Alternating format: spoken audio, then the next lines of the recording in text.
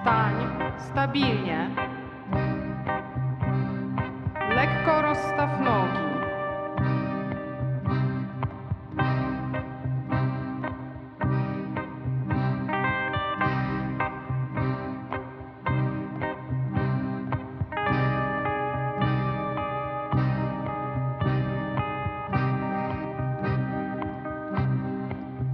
Dla rozgrzewki możesz poruszyć głową.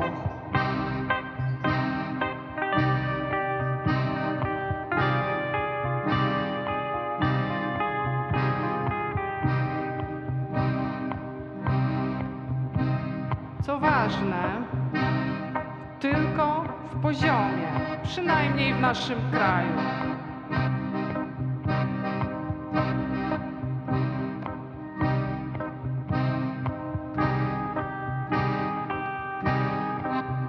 Najpierw w prawo, potem w lewo.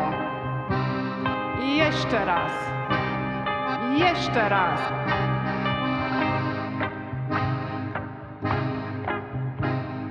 Albo na odwrót.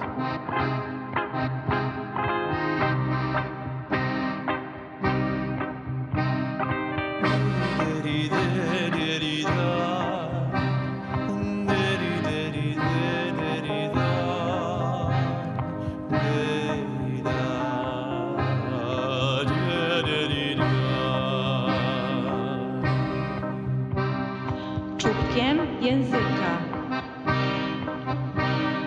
Dotknij przednich zębów. Tuż obok styku. Z podniebieniem. To spółgłoska. Uważaj.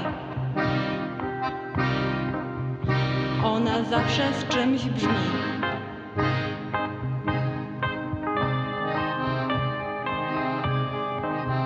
Może wyjść noc. Noc. Bardzo czarny kwadrat. Bez tła. Неосторожно może атрымацца нешта, або нежахлівы крык, але ты зрабі гэта рашуча, давай, каб язык не прырос да зубоў. А яшчэ гэта выклічнік, ён можа выказаць самую дзікую радасць. Трэба звязаць яго сын, каб не адваліўся.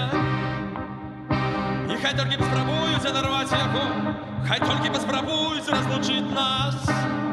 7:15 я прачынаюся, каб праверыць, што ты тут і што дзверы замкнёт.